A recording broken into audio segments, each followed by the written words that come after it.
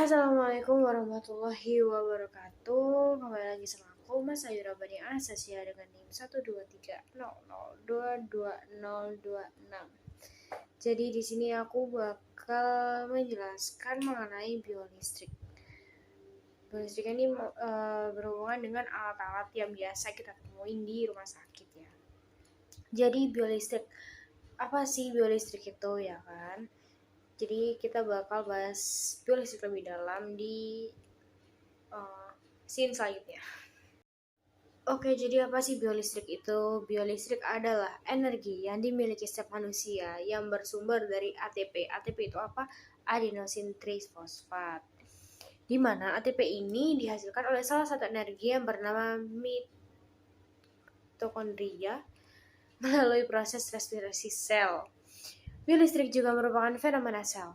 Sel mampu menghasilkan potensi listrik yang merupakan lapisan tipis muatan positif pada permukaan luar dan lapisan tipis muatan negatif pada permukaan dalam bidang batas membran. Kelistrikan yang dimaksud adalah segala sesuatu yang berkaitan dengan muatan-muatan, ion-ion yang terdapat di dalam tubuh dan medan listrik yang dihasilkan. Ion-ion dan muatan-muatan tersebut serta tegangan yang dihasilkan. Tegangan atau voltase listrik atau sering disebut dengan potensial listrik yang dapat dihasilkan oleh sel-sel tubuh. Tegangan yang paling besar dihasilkan oleh sel-sel saraf dan sel-sel otot. Tegangan yang terjadi pada sel selanjutnya disebut tegangan sel atau potensi sel. Terus-menerus menjaga keberadaannya dan untuk menjaganya sejumlah besar energi yang dibutuhkan. Jadi di dalam tubuh kita tuh ternyata ada listrik, ada ya gitu lah pokoknya. Terus juga ada kayak voltase juga ternyata. Gitu. Jadi kita langsung ke materi selanjutnya. Jadi yang kedua itu ada macam-macam gelombang. Jadi dulu kita tuh waktu SMP belajar gelombang itu ada transversal sama longitudinal. Jadi kita bakal mendalami gelombang-gelombang itu. Jadi macam-macam gelombang yang pertama itu ada di bawah arahan getaran. Gelombang itu dikelompokkan menjadi dua. Yang pertama ini ada gelombang transversal. Jadi gelombang transversal adalah gelombang yang arah getaran tegak lurus dengan arah rambatnya. Contohnya seperti ini. Kalau misalnya dalam kehidupan sehari-hari itu seperti gelombang pada tali, gelombang di permukaan air. Lalu yang kedua ada gelombang transversal, longitudinal. Longitudinal itu gelombang yang memiliki arah getar yang sama dengan arah propagasi.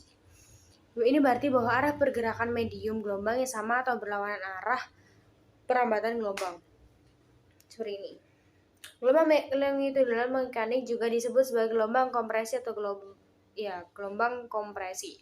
Contohnya gelombang longitudinal yang biasa bisa kita pahami yaitu gelombang suara dan seismik. P, gelombang yang disebabkan oleh gempa bumi dan ledakan. Jadi kayak misalnya kita contohnya deh nge-record suara di HP. Itu pasti kalau misalnya waktu kita dengerin lagi itu pasti ada gelombang-gelombangnya kan. Nah, itu disebut dengan gelombang longitudinal gitu. Lalu kalau tadi itu kan berdasarkan di bawah arah gerakan ya. Lalu yang kedua ini berdasarkan media. Kalau berdasarkan media, gelombang itu dibedakan. Yang pertama ada gelombang mekanik. Gelombang mekanik adalah gelombang yang propagasi membutuhkan media. Contohnya itu seperti gelombang suara dan gelombang air. Lalu ada gelombang elektromagnetik. Jadi gelombang elektromagnetik ini gelombang tidak perambatannya itu tidak perlu media seperti cahaya atau gelombang radio. Kalau misalnya gelombang radio kan biasanya kita cari kayak radio zaman dulu kan masih ada antenanya kan. Nah itu tuh buat nyari gelombang radio ya, buat kayak misal kalau sekarang tuh channel TV-nya gitu. Tapi itu lebih ke channel radionya. Jadi ada gelombang tertentu tiap FM kalau nggak salah. Jadi gitu. Jadi gelombang itu bisa dilihat dari amplitudonya juga. Jadi menurut berdasarkan amplitudonya, gelombang itu dikelompokkan dalam yang pertama ada gelombang berjalan. Jadi gelombang berjalan ini adalah gelombang yang amplitudo setiap titik adalah sama. Contohnya seperti gelombang pada tali dan air permukaan. Lalu ada gelombang berdiri. Jadi gelombang stationary. Gelombang berdiri adalah gelombang yang amplitudonya berbeda di setiap titik. Jadi kebalikan dari gelombang yang berjalan tadi kan. Gelombang ini akan dihasilkan oleh intervensi dua buah gelombang amplitudo, panjang gelombang, dan frekuensi yang sama dan arah yang berlawanan. Jadi ini kayaknya yang nyambung ke rumus fisika itu ya, yang pakai lambda itu gitu. Jadi selanjutnya materi selanjutnya yang bakal aku bahas yaitu tadi kan di awal aku sempat bilang kalau misalnya listrik itu berhubungan sama tubuh kan, dan alat-alat yang yang biasa kita lihat di rumah sakit. Jadi di materi biolistrik itu ada isyarat kelistrikan tubuh.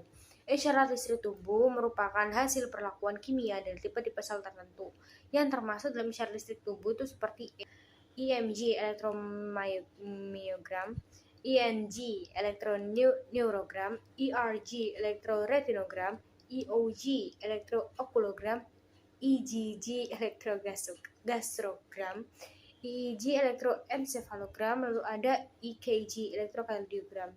Mungkin kalau misalnya kita tuh lebih familiar sama EKG ya, karena itu kan kardio buat detak jantungnya biasanya bisa kita lihat di film-film, di seri-series.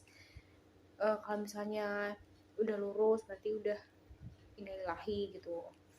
Jadi kita bakal bahas satu-satu mengenai III tadi. Yang pertama itu ada EMG atau elektromyogram. Jadi elektromyogram ini merupakan metode pencatatan potensial otot biolistrik selama pergerakan otot. Digunakan untuk memperoleh informasi tentang aktivitas kelistrikan otot.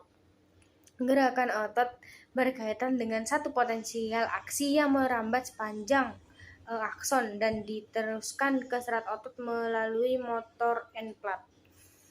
EMG bisa digunakan untuk mengukur sel otot, tunggal maupun pada beberapa serat otot. Elektroda permukaan diletakkan pada permukaan kulit untuk mengukur isyarat listrik dari sejumlah unit motoris. Jadi elektroda jarum konsentris dimasukkan ke dalam kulit untuk mengukur aktivitas unit motoris tunggal. Jadi fungsinya itu apa sih EMG ini atau elektromyogram ini? Jadi fungsinya itu untuk membantu diagnosis berbagai gangguan otot dan sistem saraf. Tes ini dapat memberitahu apakah otot kita itu merespon dengan cara yang besar terhadap sinyal saraf. Jadi untuk cara penggunaannya itu bisa kita lihat rumusnya di scene selanjutnya. Selama tes, satu atau lebih jarum kecil atau disebut juga elektroda dimasukkan melalui kulit ke dalam otot.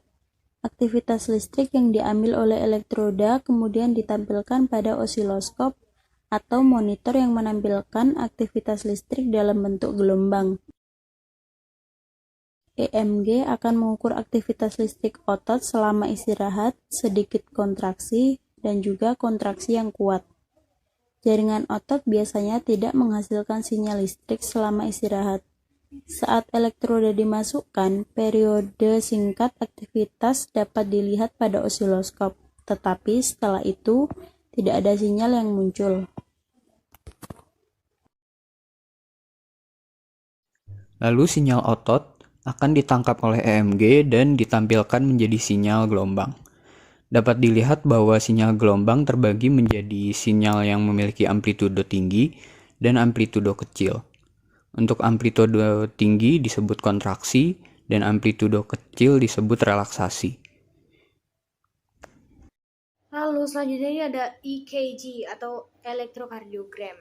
Jadi ini merupakan pencatatan isyarat biolistrik jantung dilakukan pada permukaan kulit. Irama jantung diatur oleh isyarat listrik yang dihasilkan oleh rangsangan spontan pada SA node atau simpul sinoatrial nodus. Simpul sinoatrial ini merupakan sel khusus yang terdapat pada atrium kanan dekat muara vena cava superior dan inferior. Jadi fungsinya itu apa? EKG ini dapat digunakan untuk mendiagnosis serangan jantung, masalah jantung, termasuk gangguan fungsi listrik dan masalah jantung lainnya. Alat ini juga sering digunakan untuk mendiagnosis masalah jantung yang dikombinasikan dengan ekokardiogram atau echo. Jadi untuk cara penggunaannya bisa dilihat di sini. G trace as we go through this flow of current again. Now the lead only picks up on the extent to which this magnitude arrow aligns with its vector or its directionality. So as the current heads through the atria, there's positive movement on the trace, where the vector of the lead lines up with the vector of current. Following this, the magnitude weakens, the trace returns back to its baseline, and then there's a moment of pause. There's a little negative movement because the right side of the bundle of His depolarizes before the left side, so the magnitude's actually facing this way, away from the lead, so a negative deflection.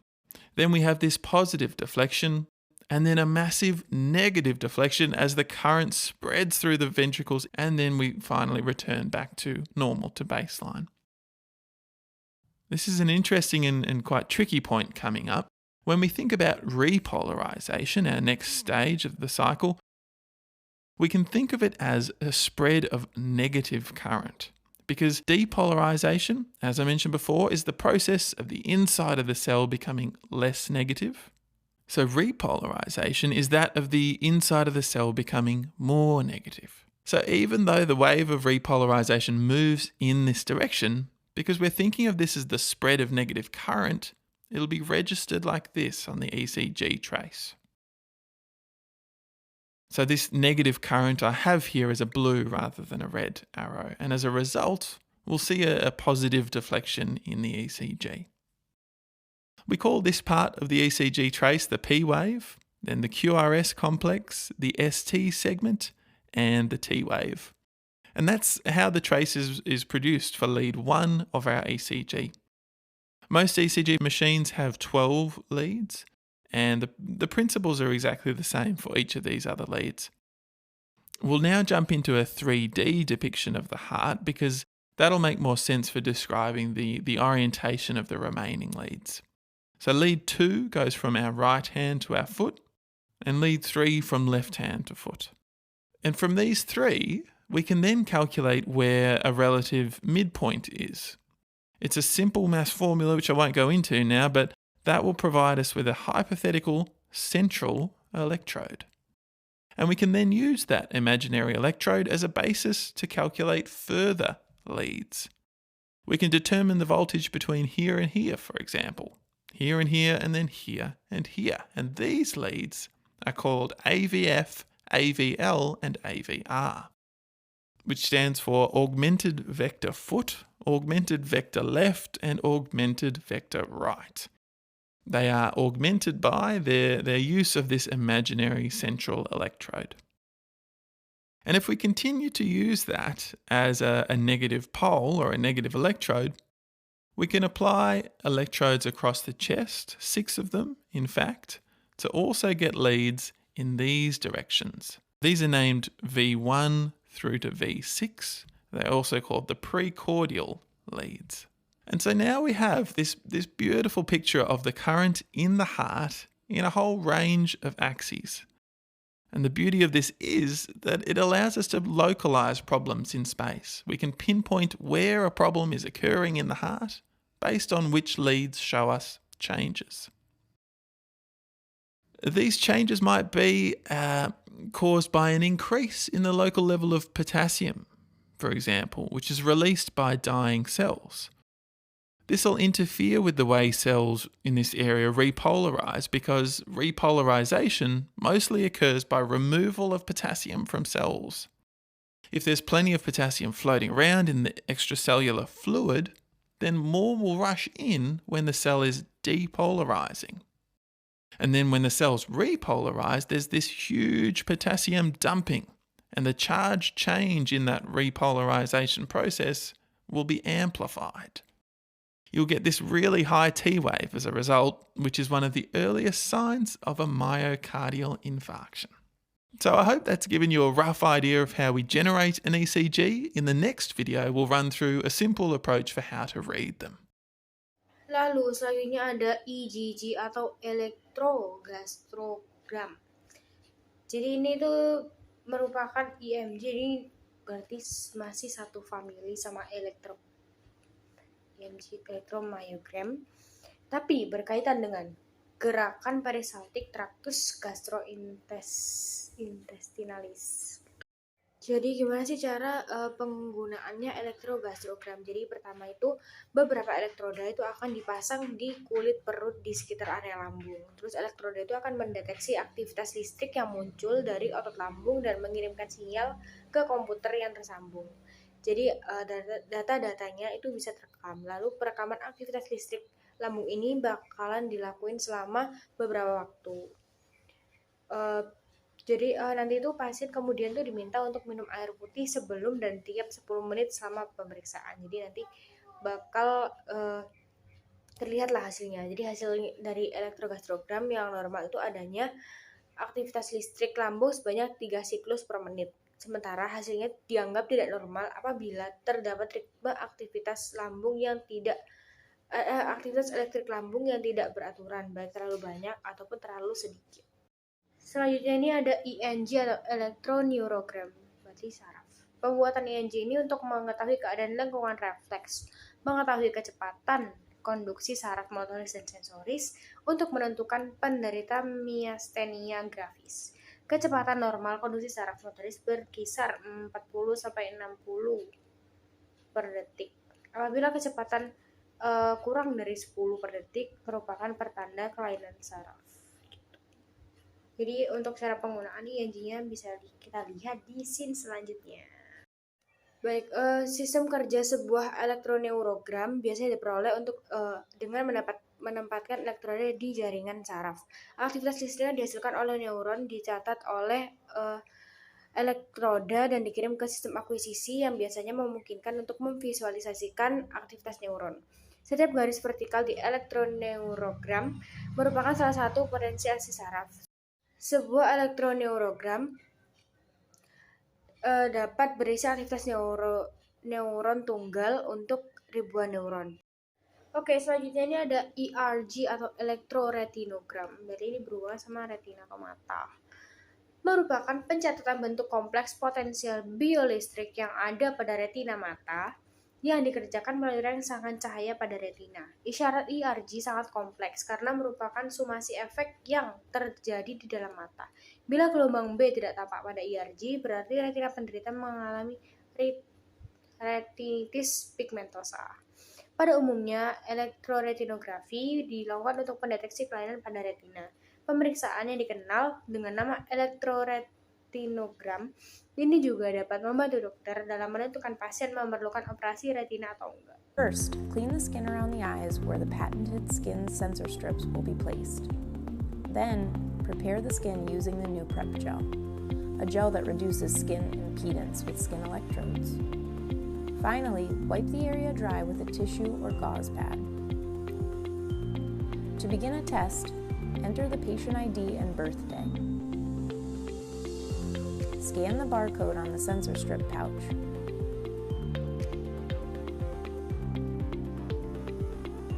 Once you have opened your sensor strips pouch, apply them centered with the pupil, just below the lash line.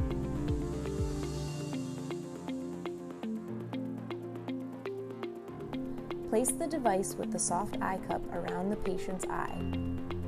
Once the pupil is inside the green circle, the integrated photometer will automatically locate the pupil. Once located, the start button will become active, indicating that the pupil is in range and the sensor strip electrodes are properly attached. Select Start, and the pre-selected protocol will begin. Repeat the process with the fellow eye.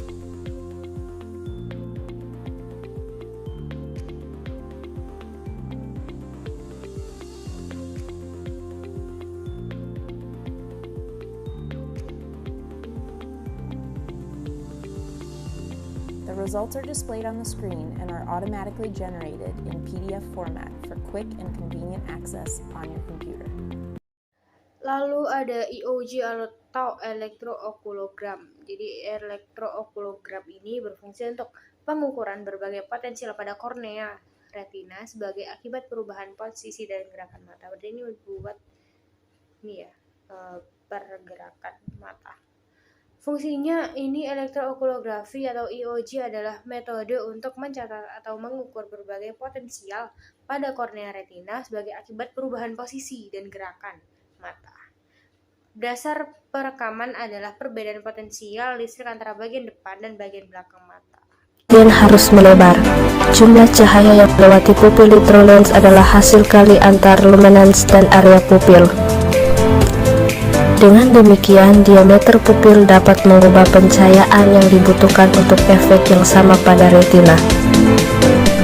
Pasien harus dalam pencahayaan ruangan yang stabil selama setidaknya 30 menit sebelum tes. Penerangan retina yang kuat termasuk pencitraan retina atau bisa disebut dengan angiogram, koevensian, fotografi fundus, dan lainnya. Dan oftalmoskopi tidak langsung harus dihindari selama periode ini. Pasien harus tetap diam selain menggerakkan. Oke, finally kita berada di elektro yang terakhir, ada EEG atau elektroencephalogram. Jadi ini merupakan pencatatan potensial aksi listrik otak yang merupakan sumasi dari aksi sel saraf di dalam otak. Amplitude dari isyarat EEG merupakan gelombang denyut demi denyut atau peak to peak dengan jarak antara 10 mV sampai 100 mV pada frekuensi di bawah 1 Hz sampai lebih dari 100 Hz sampai lebih dari 100 Hz.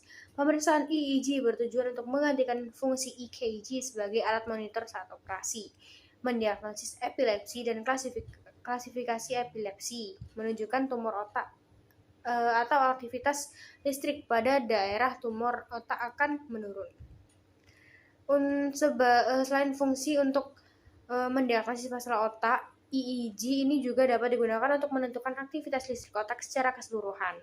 Misalnya untuk mengevaluasi trauma, keracunan obat, atau tingkat kerusakan otak pada pasien koma. Jadi biasanya tuh digunain buat pasien koma.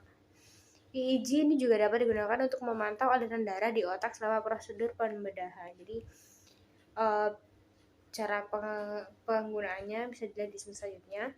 Jadi pasien hanya tidur, kemudian dipasang elektrode kurang lebih sekitar 21 channel. Kemudian elektrode itu akan dihubungkan ke alat di komputer yang akan menghasilkan gelombang-gelombang di layar komputer. Kemudian kita akan analisa apakah gelombang-gelombang yang muncul tersebut masih dalam taraf yang normal atau sudah di dalam taraf yang tidak normal. Berarti intinya tuh EEG ini biasanya diaplikasikan pada pasien koma. Jadi seperti yang kayaknya tuh yang ditempel-tempel di sini. Gitu. Biasanya bisa ditonton di beberapa series atau film yang benar-benar memfokuskan pada ini sih, memfokuskan tentang dunia kesehatan, dunia rumah sakit kayak gitu. Kalau misalnya biolistik, jadi kayak pasti familiar terhadap EKG, EMG dan lain-lain. Gitu. Jadi sekian dari aku, mohon maaf jika ada salah dan penjelasannya sangat-sangat bulat. Semoga apa yang aku sampaikan di video kali ini bisa nyampe kalian dengan baik, bisa diaplikasikan dengan baik. Jadi sekian dari aku.